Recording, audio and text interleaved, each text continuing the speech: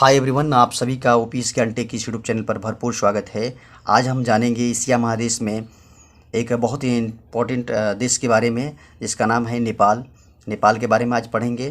तो देख लीजिए, ये है भारत के जस्ट ऊपर में ही कौन सा है, नेपाल। हम चीन डिस्कस कर चुके हैं, पाकिस्तान डिस्कस कर चुके हैं और अफ़गानिस्तान भी कर चुके हैं। आज जानेंगे किसके बारे में, नेपाल के बारे में और भूटान के बारे में भी। हो समय मिला तो आज भूटान के बारे में हम डिस्कस कर लेंगे, ठीक है। तो नेपाल, पहला सवाल कि जो नेपाल है इसकी राजधानी क्या है। तो नेपाल की राजधानी काठमांडू है। काठमांडू है। नेपाल की राजधानी क्या है, काठमांडू है। नेपाल को हिमालयी राज्य भी कहा जाता है। नेपाल को हिमालयी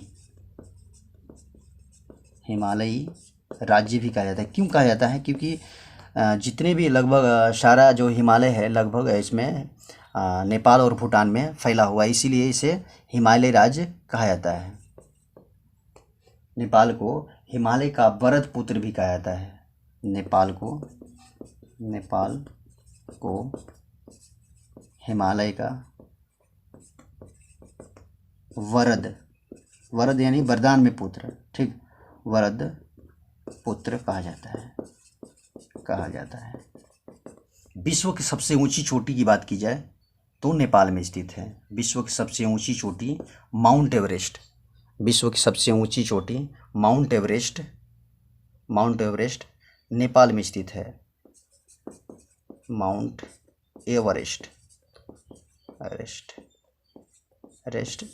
नेपाल में स्थित है, जिसकी ऊंचाई है 8848 मीटर।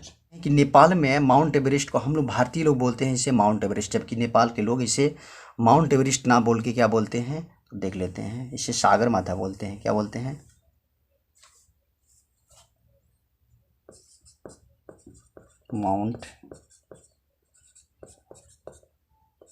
माउंट एवरेस्ट को नेपाली लोग बोलते हैं सागर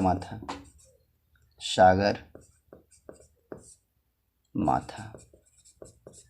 जबकि इसे जो चीन के लोग हैं तो इसे बोलते हैं जुमुलुंगमा। क्या बोलते हैं? चीन के लोग इसे क्या बोलते हैं, माउंट एवरेस्ट को क्या बोलते हैं,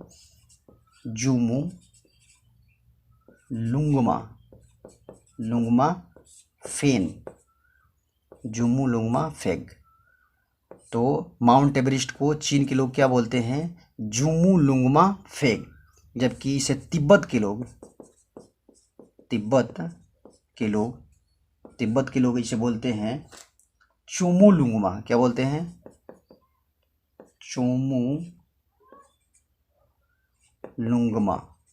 चोमोलुंगमा। इसे क्या बोलते हैं तिब्बत के लोग, चोमोलुंगमा पर्वत, ठीक है। और जो कि भारत और नेपाल के बीच में एक ट्रेन चलाई गई है, तो वो कहाँ से कहाँ चलती है इसके बारे में जान लेते हैं। तो जो आप सभी जानते हैं कि बिहार से नेपाल की सीमा लगती है। तो बिहार और नेपाल के बीच में एक ट्रेन चलाई गई है, जिसका नाम है जहाँ से चलती है उसका नाम जगह है जयनगर।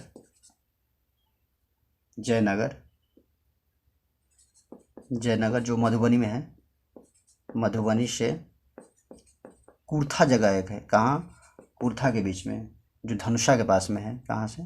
धनुषा के पास के बीच में चलती है ट्रेन, ठीक है। जो चीन के लोग को हम लोग क्या बोलते हैं, चीन के लोगों को कहा जाता है जैसे गोरखा, शेरपा, बूटिया, नेपाली।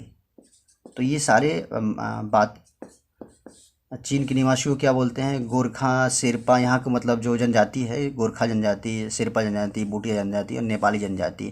तो यहाँ के तो ये जो गोरखा जनजाति है, इसे भारतीय सेना में शामिल किया गया है। और ये बहुत ही बहादुर जनजाति है, जो कि पहाड़ों में लड़ने के बहुत माहिर होते हैं, ठीक है। और नेपाल में लगभग बहुत सारी नदियां यहाँ से निकलती हैं, क्योंकि हिमालय का ज़्यादातर क्षेत्र है, इसीलिए नेपाल में सर्वाधिक जल विद्युत उत्पादन की संभावना है। नेपाल में सर्वाधिक जल विद्युत की संभावना है और नेपाल को गौतम बुद्ध की जन्मस्थली भी कहा जाता है। तो इतना सारा इन्फॉर्मेशन आपके काम का चीज़ है और बाकी भी है, लेकिन वीडियो बहुत लंबा हो जाएगा, इसलिए मैं इसको यहीं पर समाप्त कर रहा हूँ। ठीक है, फिर मिलते हैं नेक्स्ट वीडियो में, तब तक के लिए धन्यवाद।